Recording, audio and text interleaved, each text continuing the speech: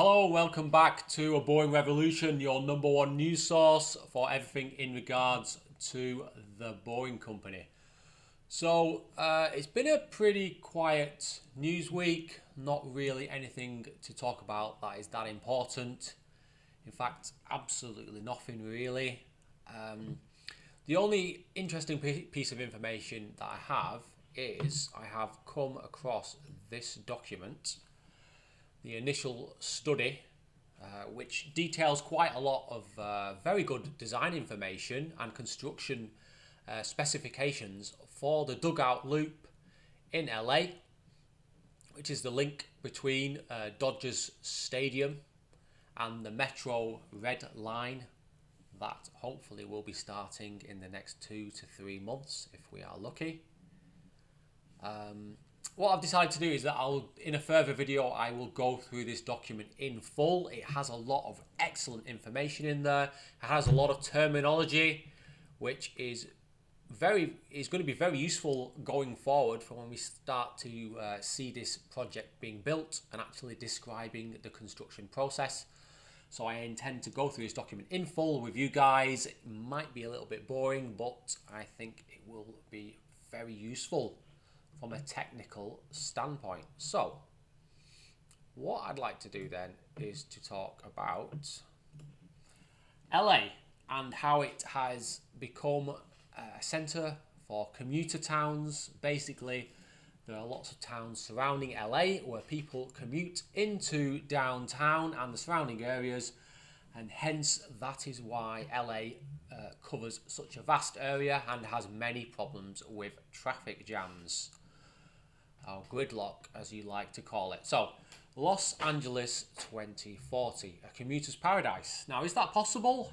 I think it is possible if we get the right systems in place, if we invest in the metro system, if we invest in the Boring Company, if we build new cycle lanes and promote autonomous vehicles and VTOL, vertical takeoff and landing vehicles or aircrafts. So, linking commuter towns all around Los Angeles. Let's talk about in general the problem with LA as a commuter town or a city surrounded by commuter towns. The average commute in LA has gone from 19 minutes in 1936 to 53 minutes in 2016. That is the latest information that I have. It possibly could have got worse, although I am unsure anyone would want to put up with an average commute of 53 minutes. I mean, if you live in LA, it's probably a lot worse than that, because this is just an average. So I was reading an article on CNN, and they had a gentleman there who was an expert in transportation technology. This guy here. And he had an interesting quote, which I think is quite relevant to the Boring Company project in LA.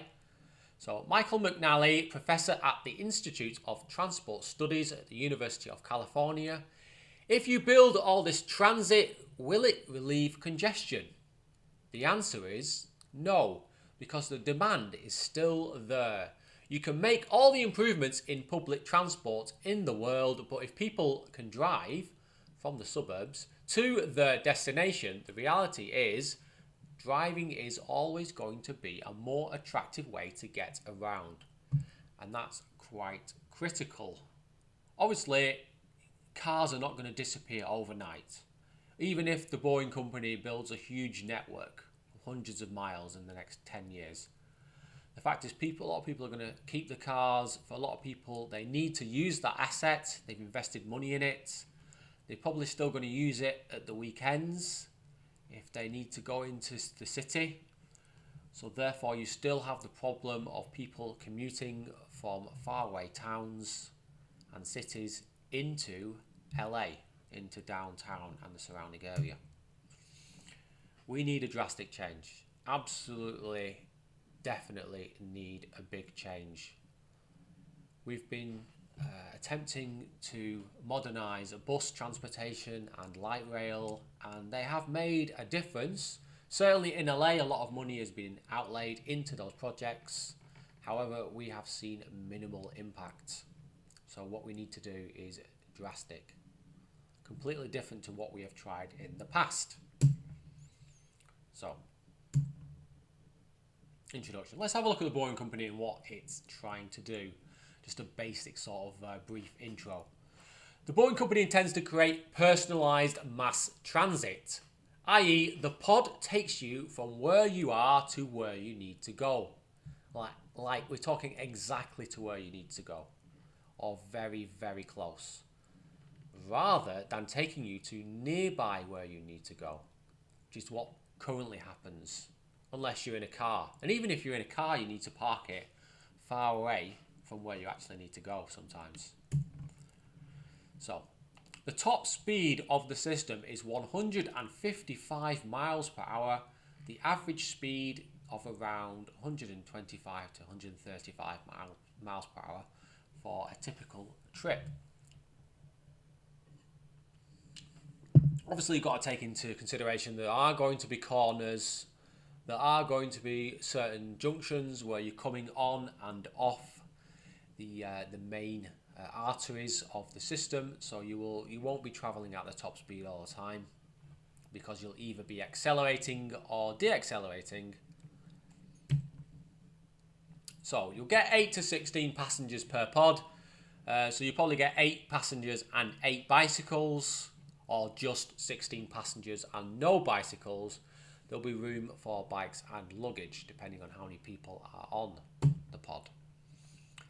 Current methods of transport like trains and buses are inefficient, absolutely inefficient, because they usually transport you to a drop-off point around 200 to 400 metres from your final destination, or require a couple of changes to take you directly to your destination, which results in complicated schedules and wasted minutes at train stations / bus stops. Now, if you've ever tried to get a bus to somewhere, sometimes it requires 2, maybe even 3 changes. You're waiting at the bus stop for 10 minutes to catch another bus. That other bus is late, or even worse, you've missed it, and it's just a nightmare. So no, it's not working. I'm not saying we should get rid of the bus network. Absolutely not. It works very well for certain people and certain communities. If anything, we should be expanding the bus network and the light rail network in LA, but we must be building the Boring Company network, and on a grand scale. So, back to our intro. Although electric buses, if you've not heard of Proterra, they manufacture only electric buses. They have an incredible range. I believe they hypermiled a bus and achieved nearly 650 miles, around about that kind of number.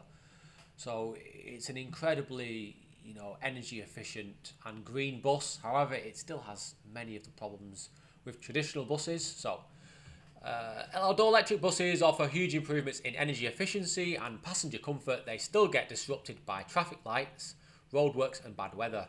As you know, the bus probably stops at every other traffic light. It's travelling at a very consistent speed. If it's stuck in traffic, it's probably travelling around 15 miles an hour, which is not exactly great, is it? So, electric trains work even better. Personally, I prefer to get the train. Certainly here in England, the trains are reasonably good. They're comfortable and I like using them. However, they service a limited area, thus the last mile problem. And weather can affect trains in extreme cases. Certainly if you get very heavy snow or heavy rain or the tracks get flooded, trains can be cancelled, causing a knock-on effect. Here's the key point. The car is king in LA, hence why the air quality is so poor and there is heavy congestion. Air quality in LA is terrible. Here in the UK, the air quality is also terrible. It's not good for you and it's probably going to cause you problems later in life. So unless we change this rather quickly, we're going to have a lot of problems in the future. Just a brief history of Century in North America and Europe, we began to see explosive growth in the towns and cities connected to railway lines. This trend actually first occurred in Manchester, which is right here where I live, or nearby, when a railway line connection to Liverpool eventually helped villages like Warrington and Bolton, that is where we are right now in Bolton, and Stockport expand very rapidly. So prior to the railway, these places were basically just small farming villages, and when they were connected to the railway, they grew into large towns and cities. So why is that relevant to what we're talking about today? We're talking about somewhere that's 10,000 miles away from Manchester. Well, there are lots of towns, cities, and even villages surrounding LA that could benefit from a really big boring company network. I believe in LA that connecting places like Ventura, Irvine, Temecula, Lancaster, and San Bernardino to the boring company network would cut commuting times by over 60%.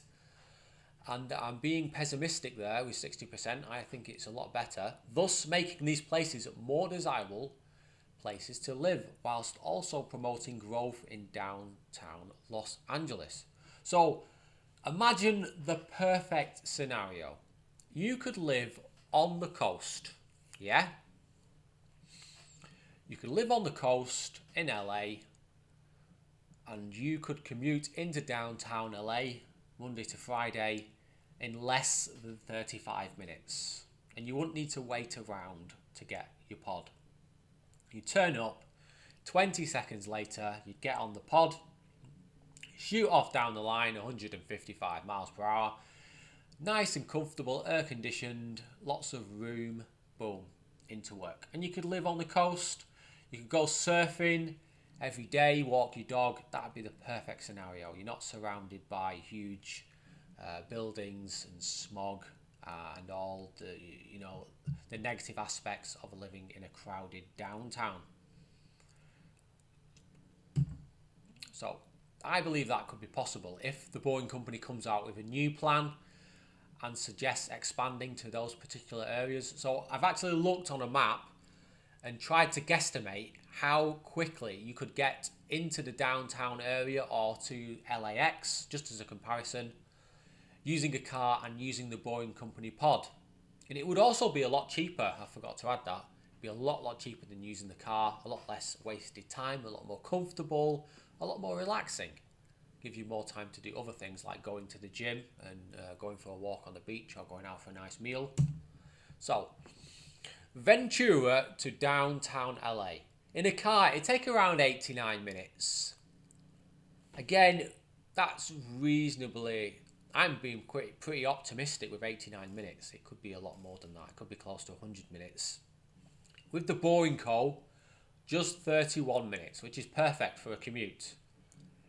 Gives you enough time to check Twitter and Instagram, listen to a bit of music, eat your breakfast maybe. So Irvine to downtown LA in a car is 58 minutes. With the Boring Co, just 18 minutes. Wow. Lancaster to downtown LA in a car, quite far away, Lancaster from the centre of LA, 92 minutes. Boring Co, just 26 minutes. If it takes a more direct route, that's what I've forecast for this. So I believe there's a much more direct route to Lancaster. Okay, Temecula to LAX. Hope I'm pronouncing that right, guys. Please correct me if I'm getting it wrong. In a car, 109 minutes. I believe Temecula's down on the south coast, or southeast coast of LA. So 109 minutes, Boring Co, 37 minutes. So that's just about doable, I'd say. I'd say that's just about, yeah, it may be a little bit too long for some people, but personally, 37 minutes isn't too bad. San Bernardino to LAX. A car, 101 minutes. Boring Co, 33 minutes. Not bad. Not bad. So, why would you do this? Why would we build huge tunnel networks hundreds of miles to places way outside of LA? Well, it's pretty obvious, really. It removes the need for many people to own a car, thus reducing emissions significantly. This shouldn't be just a network for servicing people in and around downtown. It's got to be a bit more expansive than that. You know, the plans that we've seen so far, I don't believe are ambitious enough, and I don't think Elon Musk is really showing his hand here. I believe he wants a much more expansive network. Thousands of miles of tunnels all across LA, connecting all the major towns and cities within 120 miles of downtown LA. Also, it would act as a stimulus for developments in these places. This drives economic growth. Obviously, if the Boeing company opened a new station in your town, that would be a huge attraction for people to live there. Real estate prices would go up. More people would be attending the schools. Businesses in that part of LA would benefit from new people coming in and living there, and also people traveling there as well, because you shouldn't neglect the fact that people might be traveling the other way, which again boosts economic growth. So all in all, it's got benefits for everyone. Allows people to live in affordable housing adjacent to good schools within easy commute of LA. So in and around the suburbs of LA, you have many good schools, and a lot of people can't attend those schools because they live too far away. And it wouldn't make sense to move to that area because A, they can't actually drive there and drive to work on time, and B, it's not economical. But doing this and actually building affordable housing in that area could help really make those areas really desirable places for middle class people and low income people as well. So again, it's a real big bonus to do all that. Could be an awesome business opportunity if the Boeing Co. can acquire land adjacent to its loop stations along the route. High density affordable homes. So obviously the Boeing company is going to be picking up quite large parcels of land as they build the tunnel network out towards the suburbs. They may also acquire land that's nearby the stations, but it's not actually part of the station. And again, in conjunction with a developer, maybe they could develop that land in advance of the actual tunnels being built there and sell those for a profit. Creating lots of affordable high density housing. So when I say high density, I'm talking around 7, 8, 9 stories tall, maybe even 10 stories tall. These pictures that I've selected below kind of stipulate what I'm thinking. So on the left we have a prefabricated timber building. These can be built up to I believe 16 stories. They can be assembled very quickly in less than 4 months. That's finishing absolutely everything, including the groundworks. So that would be perfect for the Boeing company if they could get involved with a developer to do that. They could earn some good money doing that. And on the right we have a prefabricated system which is built off-site. And these look almost like containers really. You probably actually would call them a pod.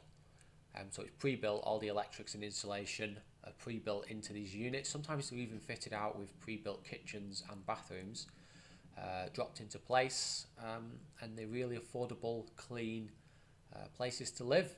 And obviously because they're built to modern standards, it's cheap to live in them because they've got a very thick insulation to the walls, which is great because it keeps the heat out.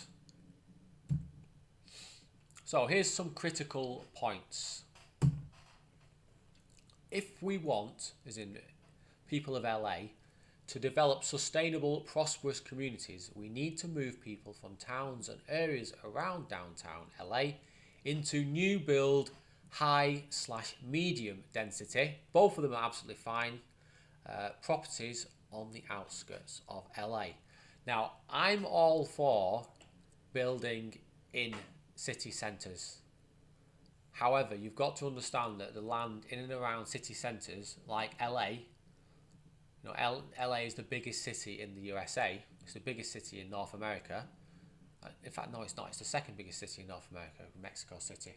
But we've got to take into account that the land prices are very high. Now, if we can move large numbers of people to the suburbs in a sustainable way and get them living into affordable homes, then that's perfect, because then they can commute into downtown or wherever they work, and that would be very affordable for them. In fact, they probably spend less money using the Boeing company network than they would using the metro system.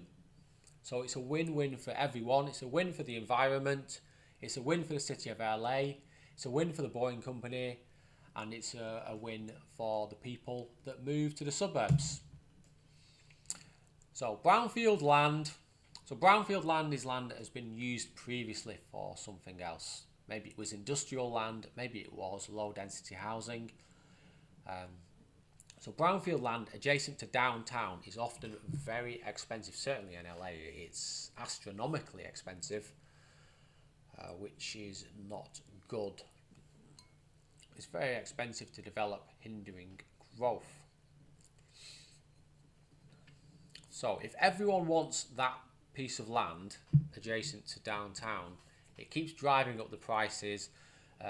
Property developers speculate, and before you know it, 2 acres of land is worth $26 million, and there's nothing on it.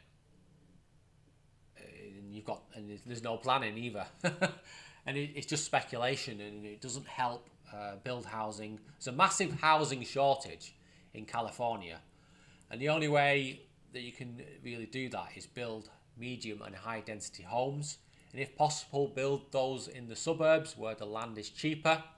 Thus you can move people to the suburbs, and they can benefit from the really excellent schools in that area and the excellent facilities. Key fact, very key fact this, absolutely critical. New build properties are on average 89% more energy efficient compared to homes built in the 1970s, and 80s. A passive house is over 99.3% more efficient than a house built in 1970. So if you don't know, a passive house is like a zero carbon. What would you call a zero carbon house? In that literally you're emitting zero carbon dioxide in living in that actual building. So using very little energy to heat or cool the building. Water use is kept to an absolute minimum. And generally, you have low expenditure for say, lighting. So it's low voltage lighting. So we benefit from building new build homes. It's not just about the jobs that they create. It's also the fact that these new build properties are very, very energy efficient. We need to cut carbon emissions in both the USA and in Europe by around 60 to 70% over the next 50 years. And the only way we're going to do that is by actually removing old homes and replacing them with new homes. Retrofitting old homes isn't necessarily the best option. Sometimes you're better pulling them down and starting from scratch. Because if you can achieve 89% more efficient, then it's definitely worth doing. And even better if you can make it passive house standard. 99.3% is just, you're literally emitting no carbon dioxide whatsoever. In fact, you could even get that to nearly 100% if you had, pure solar panels and a Tesla Powerwall. So there you go. That's my thoughts on building a new commuter town network in LA. Something that has come to my attention. I was watching another YouTuber yesterday, Fully Charged, which is by a gentleman called Robert Llewellyn, who talks about a lot of renewable energy projects and infrastructure and transport solutions. He was talking about electric bikes, And I had no idea that electric bikes have been absolutely selling like hotcakes over the last 3 years, especially in the last 6 months. It really exploded, especially here in the UK and in Europe.